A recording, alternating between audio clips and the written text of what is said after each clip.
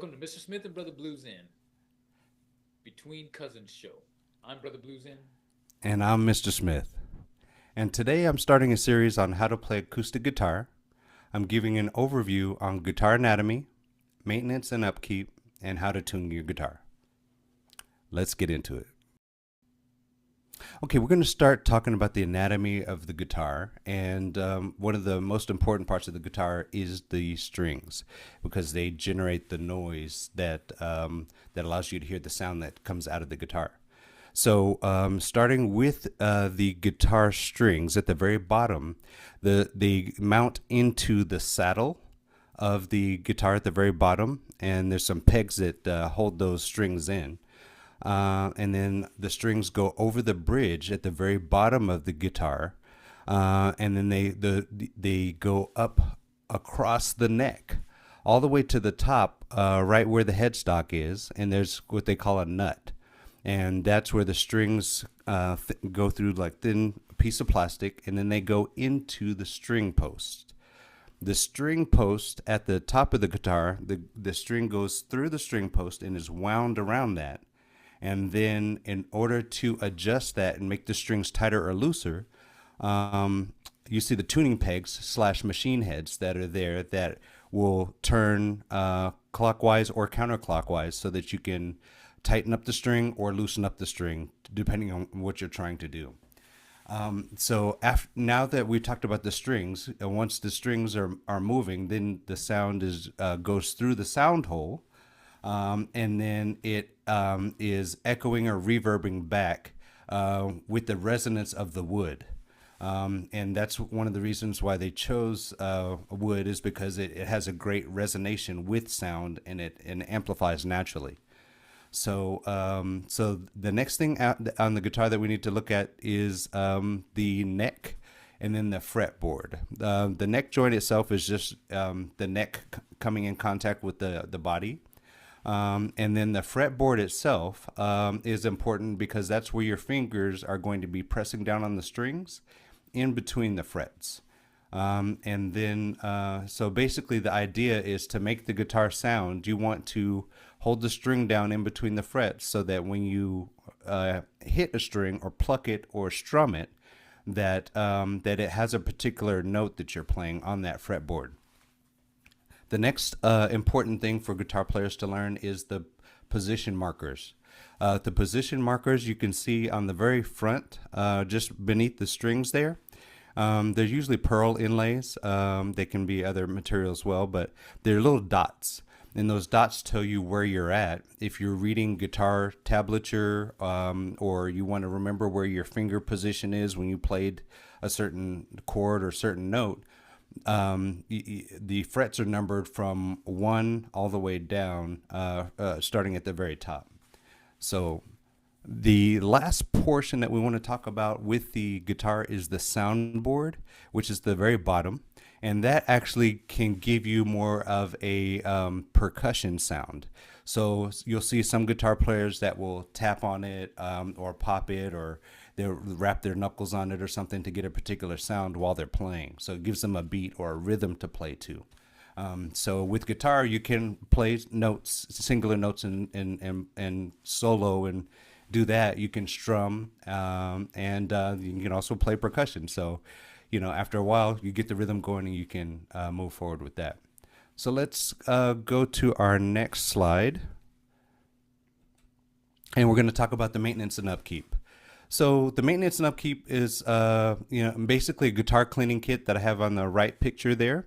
It's got a cloth to wipe it down and to clean it. And then it's got the string cleaner, because we get oil on our hands from our daily body secretions, and so those oils will build up and get on the strings. So after a while, they'll be kind of grody and crummy, and if you leave your guitar out, sitting out in your room, you collect natural dust, and that dust adheres to that oil. So you do want to keep it clean and get a regular schedule where you are, maintaining it. The oil is great for the wood on the guitar, and then the polish, keeps it clean and looking fresh and new. The next item in the maintenance and upkeep is your strings. Strings don't last forever. They get to a point where you're trying to tune them and work with them, and they don't sound as well. They don't hold their tune, and it doesn't have a springy, bouncy sound that you want to help resonate that sound. The next one is, how do you store it? Where do you keep it? It's good to have a gig bag, to put your guitar away if you're traveling, or you're moving things around and stuff. You don't want to nick it up or damage the surface of the wood. And then one of the biggest things, especially for where if you're in a desert climate, there is humidifier packets that you can use for really expensive guitars. That's what you'd want in your guitar case, so that it has some humidity, so that the wood doesn't dry out. So that ends our section for the maintenance and upkeep. The section that we're talking about today is the guitar player accessories. You can use these accessories for electric guitar or acoustic guitar. The first item that we're talking about is going to be the tuner. The tuner is, there's a couple of different types. This one is a standalone. There's one that Brian's showing there that actually clips to the guitar, and it will show on the face of it the letter of the string note that you're trying to tune. So as you play a string, then that meter is going to go left or right on there, and then and then that tells you whether you're going to be in tune or not. Usually it'll light up green if you're on the money and right where the tune is supposed to be.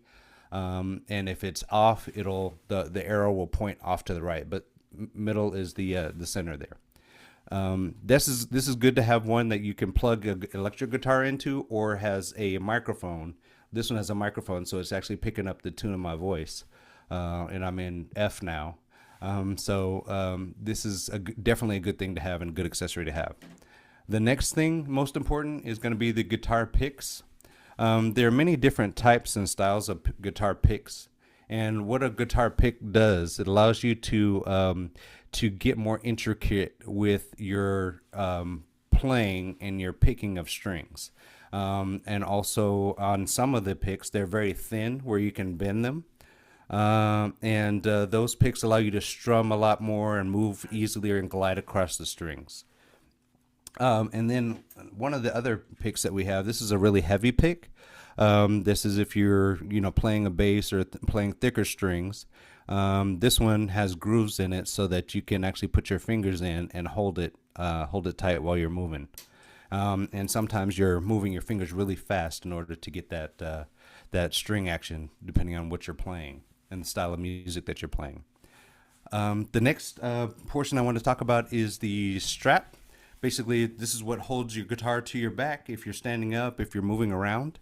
These are highly suggested if you're standing up. If you're sitting down, in general, you can take your guitar and you can have it sitting on your lap in the nook of the guitar where the round is. That's where, if you're sitting on a chair or a couch or something like that, that's where that's going to rest.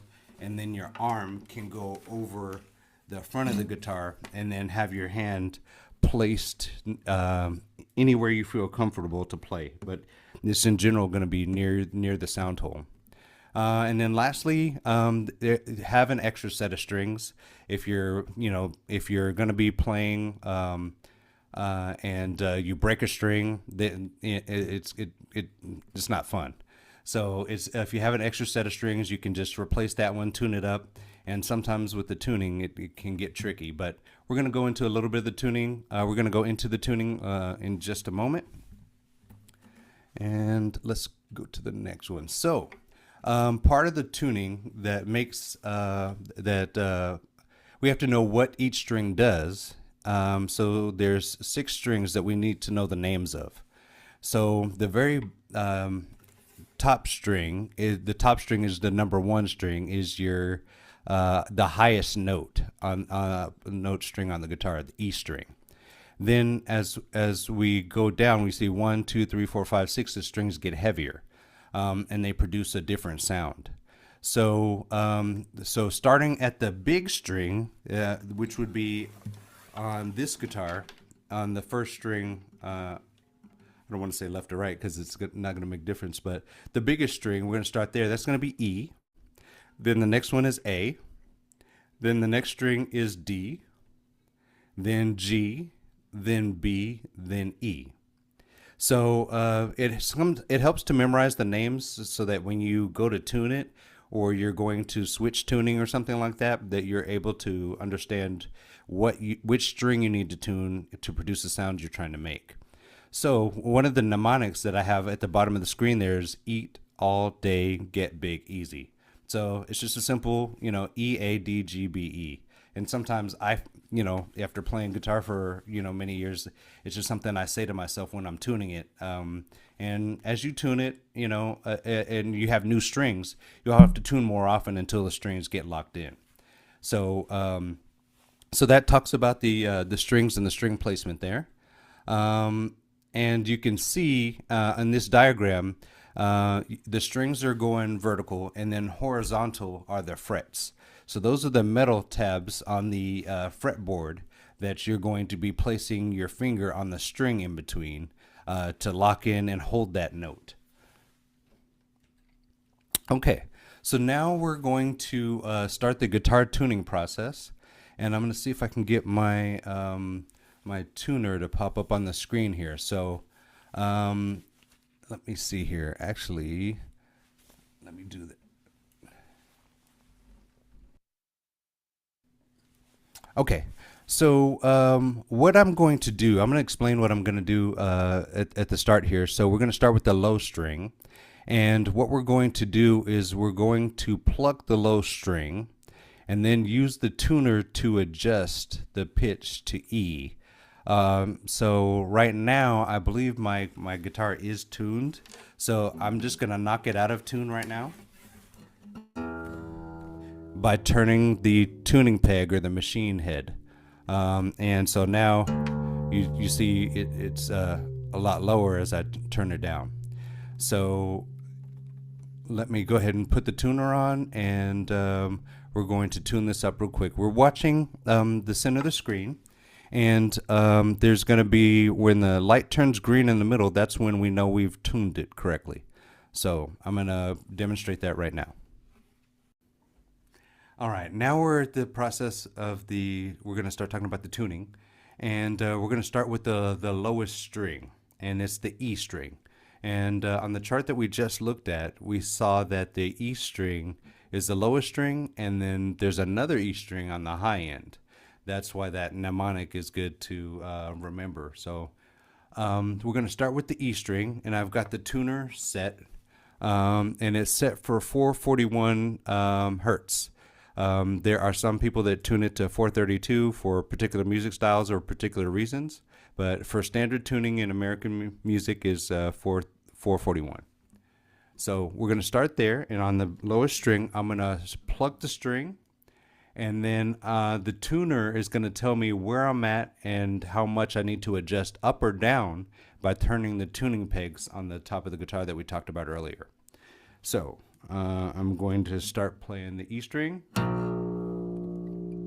and we can see the tuner is showing us what note that is, and it's just wobbling all over the place. So I'm just going to try to hit one string,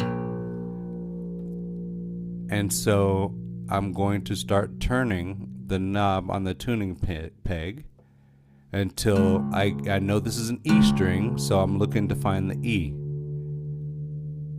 Looks like there's C and D, and then we're coming up, and we're looking there. We're getting close to E, and we're bouncing around there a little bit. So it's definitely time to change these strings. But now you can do minor adjustments. When you get super close, you see the red lights on either side going back and forth. That means it's not quite into tune. So in order to get it there, you just have to kind of play with the tuning peg a little bit to get it to land on where you need it to.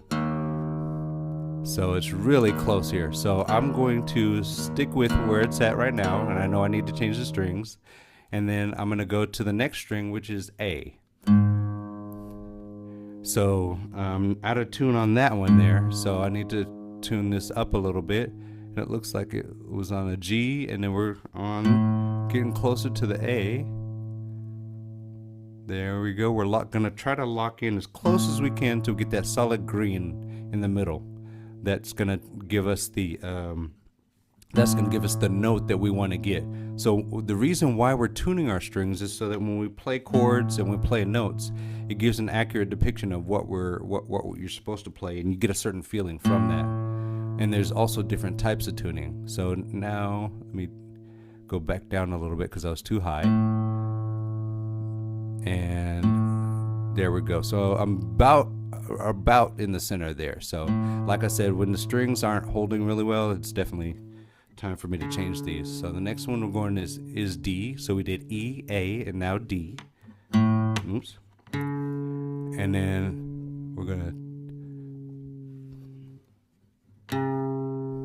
there's C.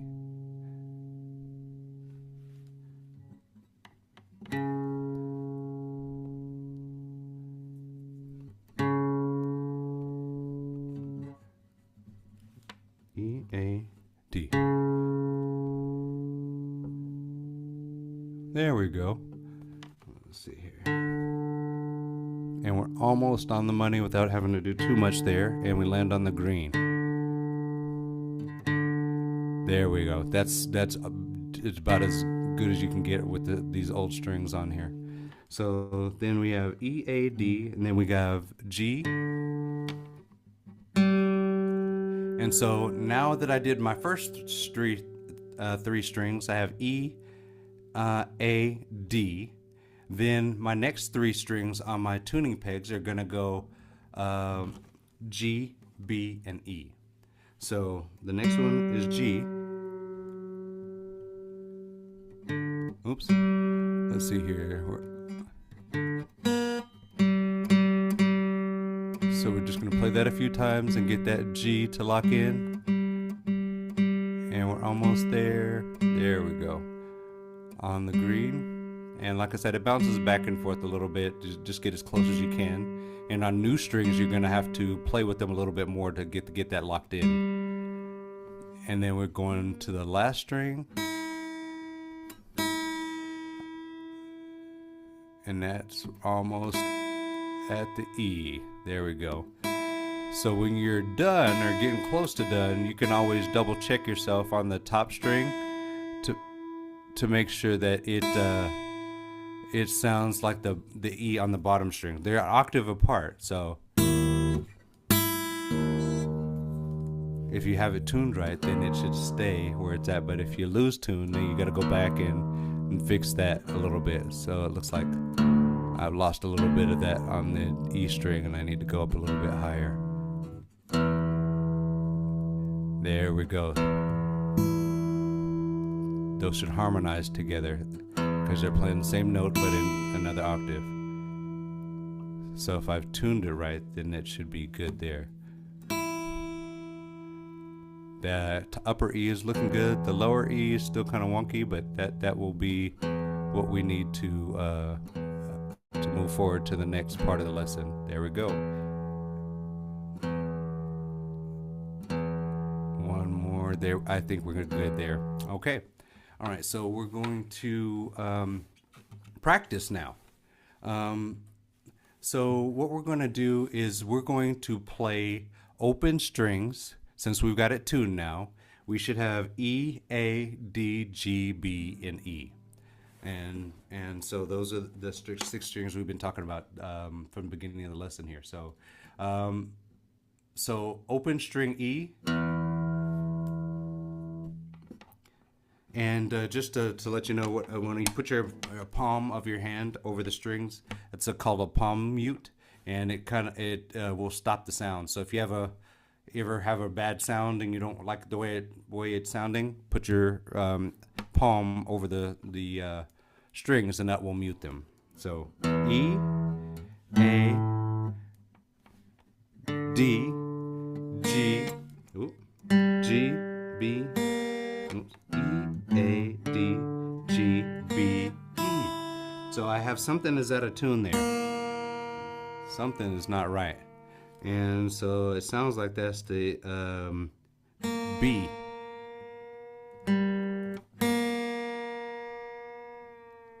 And so sometimes you got to play around with the tuning on there to get your. Let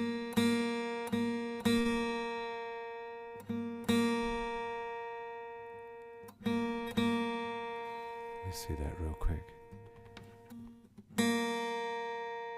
Yep, just making sure.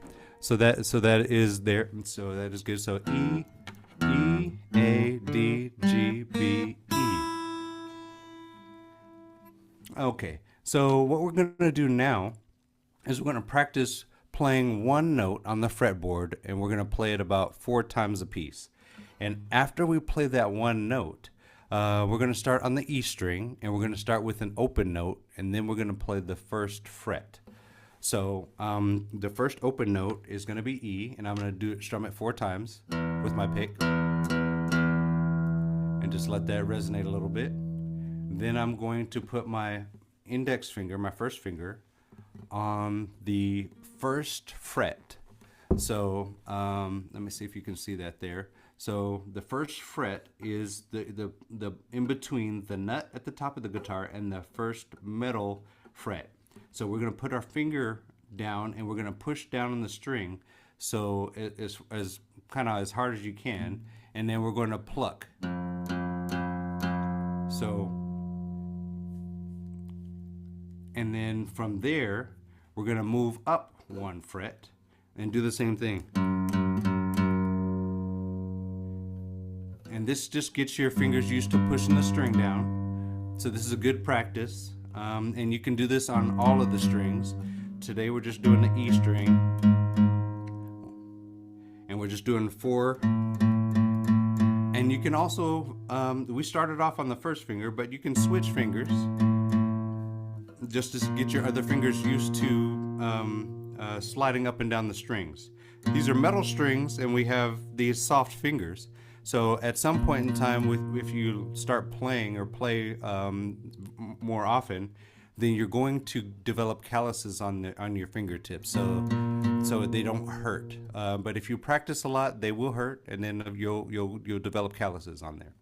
So so this is So basically, the last thing was moving up the fretboard on each string, and so we'll move up to the A string real quick, and we'll do that same thing. So on the A string, we're going to place our index finger on the first fret, and then we're going to, and if you notice, that sounds like a note that we've already played as I was moving up the fretboard on the E string. So the same notes that you can play on a piano, you can play on a guitar. They're just arranged differently in different positions. So there we go as we move up.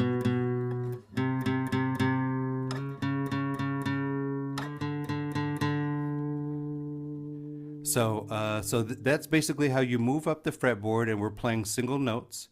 And just to do a recap on there, our strings are E, A, D, G, B, and E. And I will be definitely getting some new strings on this guitar, but it's very good to show sometimes when you have strings that are, not willing to work with you too well, it's definitely time to change them. So so basically this concludes our lesson for today on the beginning lesson for guitar, and we'll go into some questions and talk session. Cool. Hey, that's good stuff, sir. Hey, Okay. So what I was noticing, so I got mine tuned. Okay, yeah. But I noticed that as I was tuning them, each one I would turn it, and then all of a sudden the one before it kind of gets slightly out. Is that normal? Yes. So that's part of good tuning. And if I don't know how old the strings are on that one, if they're new or whatever, but sometimes that happens. A couple years, okay. So because a couple years of sitting on a stand. Right. So sometimes they fall out, and that happens with any guitar. You'll tune it and you go back, oh, you lost tune. But you just do the best you can with the tuner, and you may have to do it a couple times. And when you go to shows and you see the guitar players up there, they have tuners plugged in, and some of them tuners like that you have on your guitar. and they just have to go through that a couple times to lock the strings in. Or the really big guys have uh, the very famous people have roadies and stuff that they hand the guitar to, and they tune it and bring it back tuned. So all they got to do is play. So sometimes if you have multiple guitars, or if you're performing, you have one that falls out of tune, you just pick up your next one and you go. But if you don't have multiple guitars, then you have to be good at tuning quickly. And then also there's different methods that we may go through in another video that talk about an alternate method of tuning. If you at least have your first string, your E string in tune, then you can tune the rest of them. So hopefully that answers your question. Yep. No, it does. No, it did, because when I first bought this guitar, I was going through and I was tuning it. I was like, oh man, I actually broke like 2 strings because I tightened them too much. Oh yeah. And so it's like, it makes me really nervous as I'm sitting there setting it, because I'm like, oh, yeah. too much. Uh-huh. But what was I gonna say? I don't even know why that's even registering. Do you find that acoustic guitar versus an electric guitar, does acoustic guitars tend to get out of Tune? I guess tuning? Yeah. Yeah. So, an electric guitar, or they're both the same. They can fall out of tune. I mean, I think that in my experience with my own guitars, that my electric guitars, when the strings are new, it's like every time you play it, you got to tune them. So acoustic guitars, you do have to do the same, but I think that the refractory time is less. So you shouldn't have to tune up an acoustic as much, depending on the strings you buy. So and I'm not like a real big string guy. I found a good one, and I stick with it. I like certain brands like Diodario, that have a bluesy type of sound. There's Ernie Ball Super Slinkies and Ernie Ball, their whole line of strings that are really good. So sometimes it's going into guitar, or going into a music store and listening to different guitars with different strings on it, and find out what you like. And sometimes you may go through a couple sets of strings to find, I finally found one that I like and it sounds the way I want it to. And then also your music store, if you have a guitar and it's brand new, or something like that, and you're not sure, you can have them set it up for you, so that you have everything tuned and everything, and then you have a starting point to say, okay, it's tuned, this is the way it's supposed to sound, and then every time you come back to tune it, you remember how that sound is. But electric guitar versus acoustic, the biggest difference is electric guitar doesn't have a hollow body. Some of them do, but for the most part they're solid body, and so the resonation that comes from when you pluck your strings on an electric guitar comes from the pickups that are placed under the strings. So those magnetic pickups are picking up those vibrations and sending the signal electrically, whereas here we're sending the sound out in the room that we're in. So on this guitar, I don't have any pickups or anything, but there are certain acoustic guitars that have pickup modules that are in the guitar that actually amplify the sound, and you can plug it into an amp or something like that. And then when it comes to like guitars, because I bought this on not on YouTube, on Amazon. Okay. And I was just like, I'll get a guitar. So it did come with I think you called these were nuts, right? These are tuning pegs or machine heads, yeah. Now the difference between, these are plastic. Do you recommend going with, like if I wanted to change these out and put on metal ones, do you think metal ones would be better? Or is it just depending on the string? My experience is limited to only metal. So I'm partial to having metal tuning pegs and everything, because they lock in, they hold tight. I don't know how well the plastic does and if it holds up, if they used a good quality on there. But what happens is when if you ever take the strings off, you can take off the tuning pegs, and you can take off the string posts, and then it leaves a hole in there, so you can actually put new gear in there, and they do sell those pieces. So if you wanted to go to metal, you could. It looks like there's like a nut that's holding it on. Exactly, you can take those things right off. Screws. There's like some screws here. So I was just wondering, because I was looking at yours and I'm like, okay, he's got metal ones, and these are plastic. And again, it's like I spent $100 on a guitar. I'm pretty sure that if I Right. spent two or more, that it would be probably come with more metal. Right. And funny thing is, let me grab my other guitar real quick.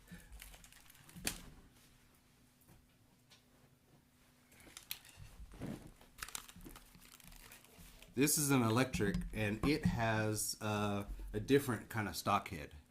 So as we look into the screen there, the tuning pegs and everything are aligned differently than what we saw on the acoustic. So these are metal still, and on this one, right where the nut is would be on the neck there. They've got locking pegs. So this guitar will actually you can actually it has locking pegs on the bottom as well. So some guitar players that are really good, they can actually tune it just by messing with these pegs. But this is a very specific guitar, and I like playing this guitar, and I got this from Uncle David actually. He gave this to me many years ago. So, but yeah, so the tuning pegs, these can all be changed out. Usually, all the other gear can be changed out or on here as well. This just helps to keep it locked in on this particular one. But just wanted to show you that and show you the different styles that are out there and available. They all do the same thing, and for the playability. Now, I did talk about the pickups on the electric guitar, and this is what they look like. So this is a double humbucker, and these are single coil pickups. So if I want a heavier sound, I can actually flip this switch on the guitar, and that switch allows me to toggle between where I want the sound to come from. So, yeah. Cool. Excited. I'm excited for future lessons, sir. Yes. So this is the first in the series. I'm not sure which series is going to come next, but we're going to talk about chords. We're going to talk about a little bit more of what the fingers do and how the fingers work. I did have a couple of props that I didn't mention today, and these are some plastic, basically finger dexterity tools that you can use. They have these in different weights. I got this off of Amazon. And basically, what I do if I want to strengthen my fingers, because I want to be able to play and I want to be able to move my fingers to grip the guitar and to make certain sounds. It's important that we have all the fingers being able to hold these strings down and press down. So this is one of the tools, and then this one here is what you would use when you are trying to stretch your fingers out, and if I can get it on here. So basically, there we go. So basically, you would walk around and do this, and that helps your fingers. You could also do it with a tennis ball or something like that, or a little what's a racquetball, a little racquetball or something like that. But this helps you stretch outwardly, so that when it's time to get into some of the chords that you're going to need to play, it allows you to contort your hand and move your hand to move in different ways in order to flex and to get those strings where you need to. So yeah, so it's fun stuff. I get excited talking about it, and it's also fun for me because there's so many different ways to do stuff with guitar. All over the world, if you meet somebody that plays guitar, oh, he's got a different type of pick or different type of setup and stuff like that. So it's good to converse with people. But my biggest message for beginning guitar players is to have fun. You can learn to play by ear. You can learn to read. I suggest learning to read and read music. That way you can go a little bit further with it, and you can do more with it if it's something that you enjoy doing. Guitar theory and stuff like that. So my suggestion is, if you have a favorite song, one of my favorite ones that I wanted to learn bass on was Green Day. So one of those songs came on, and I was just like, oh, I got to learn that bass line. So when I was able to play it, it gave me a sense of completion that I could actually play it. I liked how it sounded. I liked when I played it on a guitar or on a bass, I liked how it felt and resonated. So that feeling that you get when you play that music that intoxicates us. That's why we go to concerts and listen to people play live and stuff like that. So Right. Yeah, I've always been. It's funny. I've been drawn to like I love music. I mean, it's grew up in the same family. It's like going to church and parents singing in choirs and stuff like that. So it's like my dad played the trumpet. I think Uncle David he played something too, and they were all in bands. So it's like grew up with. I didn't learn anything. I tried to learn keyboard at one point, but I got bored with it. It's right, I'm more of an athlete where I got to be moving, doing stuff. So this is like a really interesting. It's interesting to me to try to learn this because it's like okay, it takes so much focus, but at the same time, I got to learn how to relax with it, right? So it's like this. So it's just finding this balance of okay, I'm playing this note, and then I got to move to here, and it's like, and you got to really focus on what you're doing. right. I watch people, like Eddie Van Halen or even Steve Vai or any of these guys, and they're just like, they're moving their fingers around, and I'm sitting there like, what are they doing? Right. Like, how can you even know that that's where your finger needs to be? And it's like it's ridiculous, but no, they're stewards of guitar playing, so they were spending literally hours. Tom Morello from Rage Against the Machine. Before the internet, where there was nothing to do. Yes, no, there was no TikTok, right? But I do find a lot of artists today that they just, I mean, they practice and they practice, right? Oh yeah. It's just like anything else, like with sports. I won't plug myself right now, but right. Just getting ready for a sport, it's like you sit there and it's like you get up. I'm doing this exercise. I'm doing this with my qigong. It's like I got to practice it, before I can teach it, and it's just so yeah. This is good stuff, dude. This is right. We're going to talk more in the future. We're going to show some scales and charts and practice some things. I in particular practice with the blues scale and then just the major scale. I never really got out of that because I got what I needed, for the music and genres I was playing with out of those. But if you go further with it, then you can just do more with it. It just, if you limit yourself to those scales, then you're going to play those types of music. But if you want to venture out and play anything, then you'll learn those scales and be able to play. So, but yeah. Looking forward to it, sir. Yep. So yeah, I enjoyed definitely teaching this class and doing the overview and talking about everything and looking forward to the next series and deciding what the next series is going to be. So, all right, catch you next episode. Okay, all right. I'm Brother BluZen. I'm Mr. Smith. And we out.